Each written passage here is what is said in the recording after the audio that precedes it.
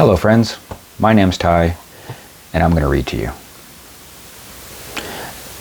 Tonight's selection is a story called Of Seige and Sword that was published in the very first issue of Pulp Literature, and I was very excited to be included. So here we go. Keld tensed as he heard the clinking footsteps and huffing breath of the enemy. It wasn't the anticipation of the coming fight that made him tense. It was the bloody hallway. A hallway was a terrible place to try and swing a sword. Any idiot who thought otherwise should be kicked in his fruits. "Are you ready?" he asked the shorter man beside him. Danner looked down at his own lean body, which was clad only in his small clothes, then back up at Keld in exaggerated fashion. "No." The palace, their home, was crawling with the dirty boots and fetid breath of the outlaw rebels. Keld supposed he could ask them if they'd mind stalling their invasion while he found his pants, but didn't think that they would be very accommodating. "Well, we're bloody going anyway."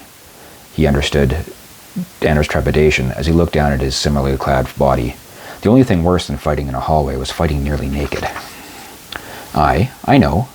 "Good. Then go."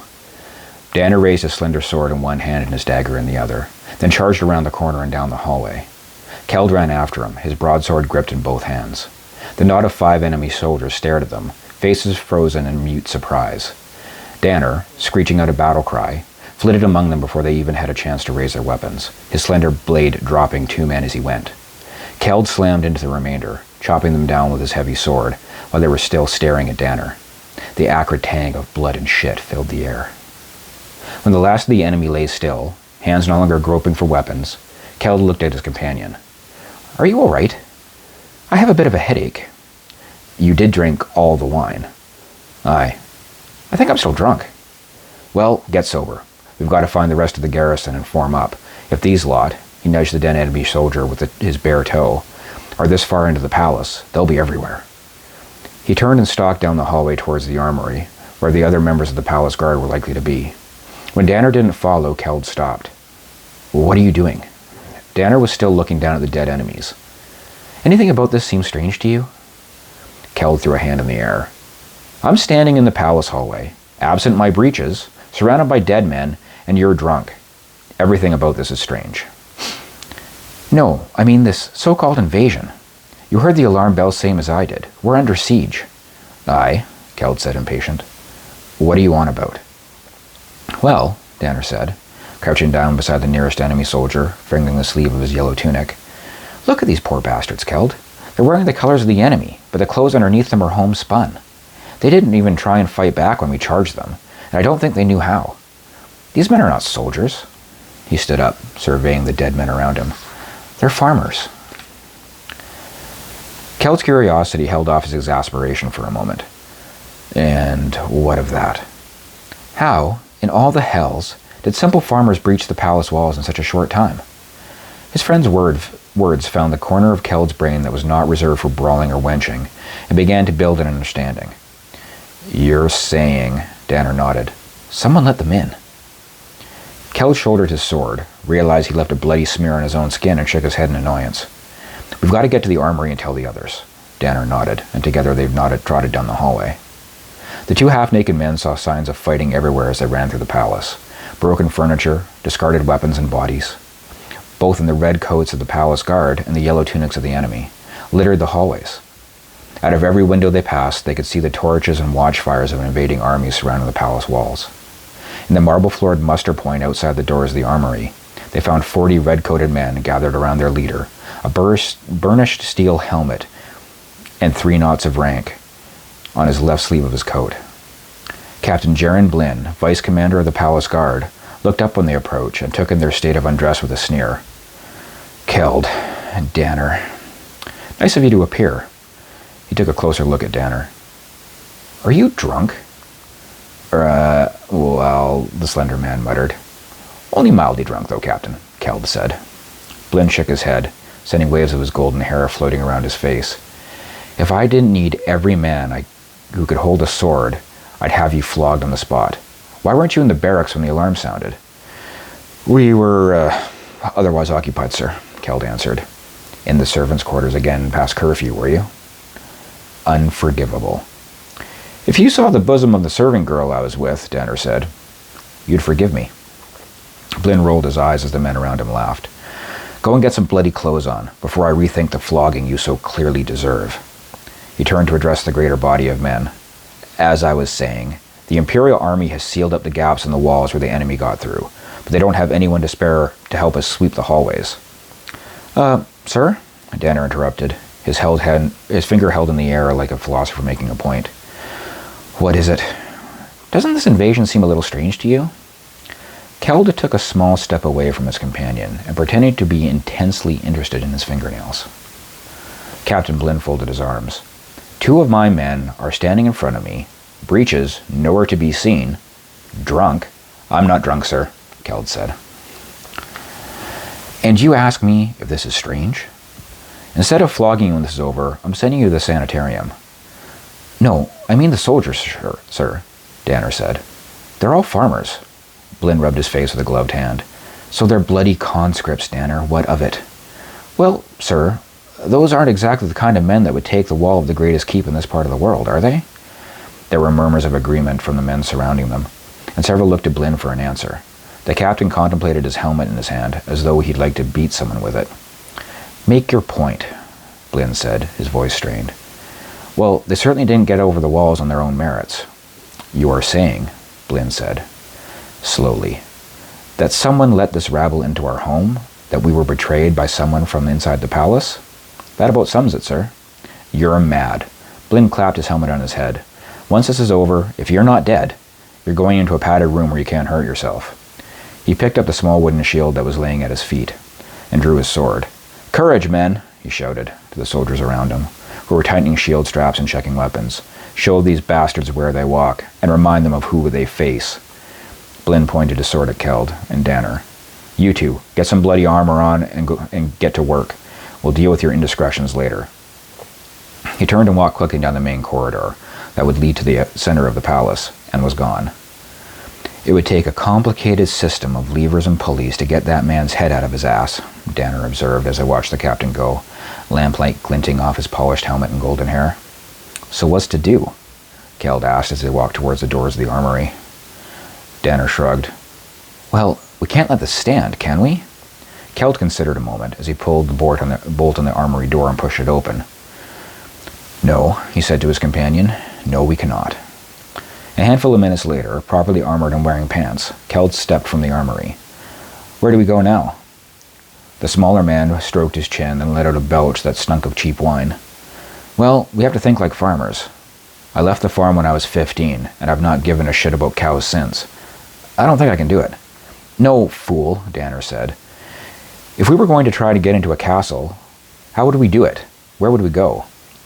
Keld put his heavy sword, blade down between his feet, and leaned on the pommel. If I'd never held a sword before, I'd not be throwing myself up against the walls, that's for certain. I'd want to be where there was no one excited to stab me. Aye, that much is true, but every wall and gate is held by the army. How would we get into the castle? And where would we be going once we got there? Both men, quite accustomed to thinking so hard, scratched at various orifices for several heartbeats. This would be much easier sober, Danner said. Those poor bastards we caught up to after the alarm sounded. Did they look like they knew where they were going to you? They didn't look as though they knew their own names. So they were lost and wandering about. If you were lost in a castle 100 times the size of the mud-hole village you were born in, where would you go? I fear I missed the day where they trained us to read minds, Danner said. Could you give me a hint? The storerooms. Several minutes later, Keld had his sword in both hands and crept, as silently as his huge body and clinking armor would allow, down a narrow hallway, a level below the central thoroughfare of the palace.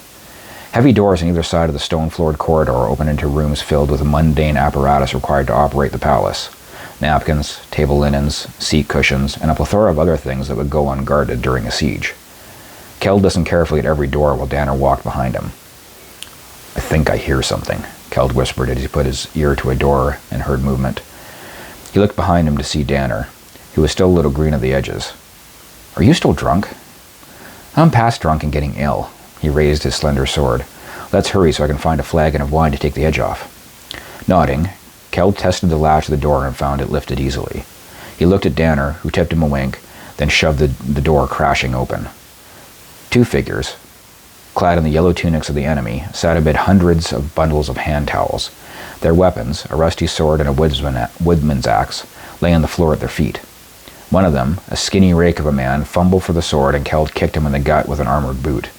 There was a heavy thud, much like the distinctive sound of an autumn pumpkin thrown at the High Commander's private coach from atop the watchtower, and the man sagged to the ground while his bulging eyes searched around for the breath that had been knocked from him. The other figure, a slightly pudgy youth with hardly a beard on his chin, looked at his companion in shock, then turned his eyes to Keld and Danner. Lifting his slender sword so the tip rested on the dimple on the youth's chin, Danner snorted. "You're a little fat to be invading castles, aren't you, boy?" "You're a little drunk to be carrying a sword, aren't you?" the youth answered, his stare defiant. "He's got you there," Keld said, then sheathed his sword and picked up several towels and slashed them into strips with his dagger.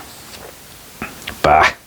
Danner said, rotating his sword so the point drew blood from the youth. "How'd you get into the castle, boy? Tell me, and I'll let you live." "I'll say nothing," the youth said, and tilted his chin imperiously. "I'll not betray my brothers in arms. I swore an oath."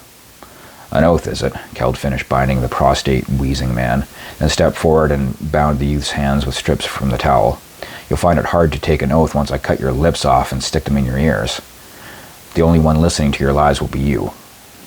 "Right," Danner said. "Then I'll cut off your lips and He turned to Keld. "Wait, you stole my favorite threat."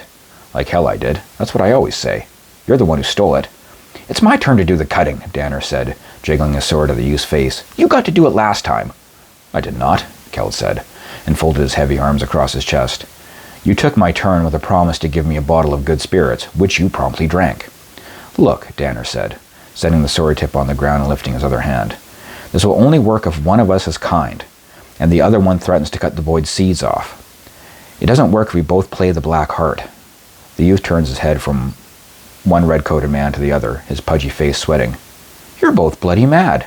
"Quiet, boy," Keld growled from the side of his mouth. He held up his dagger.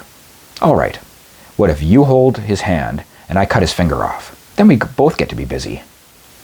"Don't you ever listen to me when I talk?" Danner asked. "I said one of us has to be kind." "Well then, sing him a song while I cut his berries off. You know I can't carry a tune." "That's not what I meant, you great hulking idiot," Danner said, then threw his hand in the air in exasperation. "Fine.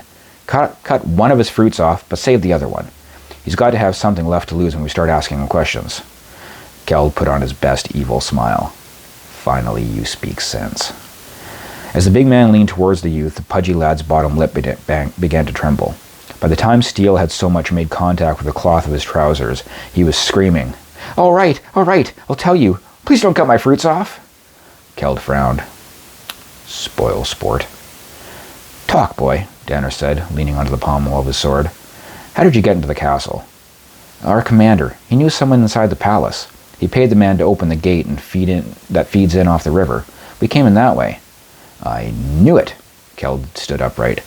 "But I've never heard of the passages that come in off the river. This man, boy, what did he look like?" He was big," the youth said. "Bigger than me, but not as big as you. And he had long golden hair, and 3 gold knots on his left sleeve. I don't remember his name. It was Bird or Barn or Bairn?" "Blinn," Danner prompted. "Aye, that sounds about right. And he had this shiny helmet. Looked almost as stupid as his long hair." "That's Blinn, all right," Keld said. "No wonder the diseased pile of pig offal didn't want to listen when we said someone betrayed us." "So what's to do?" Danner asked. "We've got to tell the High Commander," Keld said, "before Blinn lets any more of those bastards through the walls." He looked down at the youth. "No offense, boy." The youth shrugged. "No trouble. I was never much fond of this rebellion anyway." "We can't go to the commander," Danner said. "I'm drunk, and you're still beneath his eye for that pumpkin-throwing stunt." "I thought you said you were sobering up," Keld said, folding his arms again. "Don't cloud the issue with facts," Danner said. "You know we can't go to the commander and accuse his second-in-command of treason. Where we use the words heroes and patriots, the commander will say traitors and to be hung by the neck until dead. We've got to have some proof." Keld looked down at the pudgy youth. "Do you think you could remember how to get back down to where you were led into the castle, boy?" The youth tilted his head and pursed his lips. "Aye," he said after a moment. "I think I could." "Good," Keld said and reached down to slice the pieces of towel binding the youth's hands. "What's your name, boy?" "Pog." The youth struggled to his feet. No offense, lad, Danner said, but I hope that's a pet name from your mates. That's an ugly name for your elders to give you. Pog shrugged. My mother said I was an ugly baby. Come on then, Master Pog, Danner said, through a laugh. Lead the way, and I'll see you get out of this with your seed still attached. One side of the room, the youth led them on a twisting route ever lower into the bowels of the castle. Water soon began to pool around their boots and fall from the rough-hewn passages to spatter against the steel of their armor. We're close now, I think. Pog pointed ahead. Another 100 paces ahead is where we came in. I hear voices. Danner drew his sword, and the steel gave an excited, breathy sigh. What's to do then? Danner asked. I'd say we should go for aid, Danner said, but we don't know how many are down there, and they'll be coming up our backs before we know it. Aye, Keld agreed. And those poor bastards trying to sweep the hallways will be taken unawares if more get in. He looked up and down the tunnel. 2 men abreast could hold this passage, but not one. Danner grinned in the dim light and pulled his long dagger from his belt. A stand it is. You may be a drunkard, Keld said, and drew his heavy sword, but I like the angle of your spar. Give me a weapon, Pog said from behind them. Give me a weapon and I'll help you. I never wanted to fight for the rebels anyway. I only joined up because I threatened to burn my farm if I didn't. Keld looked askance at the boy for several heartbeats. Do you really want to help, lad? I do, Pog said, his face earnest. Keld yanked the crest, the bronze eagle of the palace guard, from the shoulder of his red coat. Rid yourself of your yellow coat and take this. He held the crest out to Pog. Show it to the first group of palace guardsmen you see and tell them Danner is sober and needs help. They will know you are genuine and you can lead them here. Pog nodded. I will, my lord, I swear it. Good boy. Off you go. Giving them a Ruck's approximation of a solemn salute, Pog hurried down the corridor. You know, if he betrays us, we're dead men. He's too fat to be swift. We'll be dead by the time he brings help anyway. You speak the truth. Danner lifted his weapons. Are you ready? No. Well, we're going anyway, the slender man grinned. Keld matched his friend's smile. That we are. Shoulder to shoulder, weapons up, the 2 guardsmen advanced down the hallway. Another damned hallway, Keld thought as he wrung his hands on the grip of his sword, making the leather creak. The light behind them faded, and Keld had to put up one hand on the uneven wall to keep from running into it. After another 50 paces, they could see light ahead. The mumbled voices of many men became distinct. Be ready, he said, doing his best to keep his breathing even. They rounded the bend in the tunnel, and the source of light came into view. Dozens of torches, held by dozens of soldiers, brightened a large and naturally formed cave in the rock. The opening was 20 paces across, and on the far side of the floor ended, giving way to rippling water. Several long boats were tied to rusted rings in the stone floor, and a heavy gate, half submerged in the dark water, stood open, allowing more boats filled with yellow-coated soldiers into the opening. Both Keld and Danner skidded to a stop, their mouths hanging open at the number of yellow coats filling the room. Oh, damn, Keld said as the yellow-coated soldiers turned, as one, to look at them. He looked at Danner, who gave him a firm nod, indicating that he too was preparing to die, when Keld saw one more figure, in a red coat, step through the throng of yellow tunics to look at him. By the gods, Jaron Blinn said. How did you 2 drunken idiots find us? I'm sobering up quite nicely, thank you, Danner said. It was you, Keld said. You opened the doors to a keep you were sworn to protect and allowed our enemies to walk inside. What is the matter with you, Blinn? Blinn tucked his burnished helmet under his arm and tilted his golden head back and laughed. What is wrong with me, Keld? You idiot. There is nothing wrong with me. I finally decided to do something about my lot in life. I decided I was not content with taking orders from a rickety old man like the High Commander, when I should have been put in his place years ago. It is time for me to move from under the boot that has been holding me down. He looked from Keld to Danner and back again. What is wrong with you that you're so blind? You're an oath-breaker, and a greedy, sniveling, whiny son of a whore, Danner said, and spit on the ground.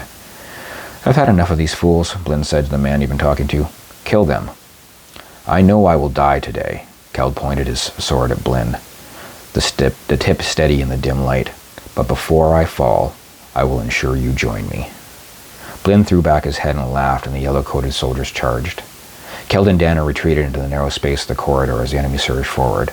The yellow-coated rebels had the vast advantage of numbers, but they were not trained soldiers and collided with each other in their haste to reach the two guardsmen. The two companions fought in unison, experience and long familiarity lending them deadly efficiency. Keld took the brunt of the force on the rushing men, smashing aside the clumsy thrusts of their rude weapons, and Danner flitted and lunged off his flanks, dropping men with each streak of his sword. Seeing their comrades fall did nothing to dampen the frenzied enthusiasm of the rebels, and they pushed forward, bloodlust in their howls. The two guardsmen held their ground in the narrow passage, making no sound but the singing of their blades as they cut down the men who attacked them. Gradually, the heavy rush of the enemy took its toll on the guardsmen, and their breathing became ragged. Keld's sword began to feel as though he were swinging a tree, and Danner's lunges lost most of their streaking speed. A big rebel charged forward, swinging a mace over his head in a wide arc. Keld blocked the mace but could not thrust the man aside. Wide farmer's hands scrabbled at his face. He managed to smash his forehead into the face of the other man, toppling him to the ground. But another rebel thrust a spear around his falling comrade, and the tip screeched down Keld's breastplate into the exposed gap in his hip. His leg failed, and he crashed to the floor. Danner, without his companion guarding his flank, was rushed from all sides and borne to the ground. "Ha!" Blinn yelled from the back of the press. "They fall! Bring them here." Coarse hands dragged Keld forward and threw him at the feet of Blinn, who had such a grin on his face that it looked as though his head would split. Danner was tossed down beside Keld, a gash in his forehead, and blood streaming down his face. Ah, Keld and Danner, two untouchable curs. Long have I sought your heads for all the drunken stunts you've pulled, but the High Commander always thought you too valuable to hang. Not today, though. Today I tell the jokes and write this tale of Seige and Sword, and your chapter ends now. Unable to stand on his wounded leg, Keld knelt and glared at Blinn. There was a dagger on the man's belt, the hilt angled towards Keld's face. If he could just get a little closer, he thought, he could cut the prattling man a new grin. Beside Keld, Danner struggled on all fours. "No matter what you do to us, you'll still be a traitorous shit," he spat blood on Blinn's boots. Casually, Blinn leaned down and backhanded Danner in the face. Still leaning, he turned to look at Keld. "Any final words?" "Aye," the big man said. "There's a reason warriors crop their hair." The confused look forming on Blinn's face changed to a grimace as Keld reached out a bloody hand and seized a handful of Blinn's golden hair. The big guardman yanked the traitor forward, pulled the dagger from Blinn's belt, and rammed it into his neck. As Blinn lay on his back, clawing at the steel in his flesh, Keld looked down and spat on him. "I told you you'd fall, traitor." Keld closed his eyes, waiting for the bite of rebel steel in his body, but none came. He looked up to see the farmers running for the boats, casting terrified glances over their shoulders. Behind him, echoing down the corridor, was the thump of booted feet and the battle cry of the palace guards. Crossbows sang, yellow-coated bodies toppled into the river, and several men fell on their faces begging for mercy. A new pair of boots, blood splattered from the steel toes, appeared in front of Keld, and he looked up into the face of a lieutenant he knew. "Beg your pardon, sir," Keld said as a man's face swam in his vision. "Request permission to faint." 10 days later, the rebellion safely squashed and the palace secure again, Keld and Danner walked through the palace throne room, Keld limping slightly, dressed in their finest. As they made their way down the carpeted aisle, Keld tipped a wink at Pog, who now stood in the blue tunic of a guard's apprentice, a proud smile on his pudgy face. They presented themselves before the king and the High Commander of the Guard. As the old man pinned medals on their chests and leaned towards Danner, he sniffed loudly, his wrinkled face creasing into a frown. Keld put a hand over his mouth to stifle a chuckle. "By the gods, man, are you drunk?" the High Commander asked. "Not quite, sir," Danner said, "but I'm working on it." Thanks very much for joining me. I hope you liked it.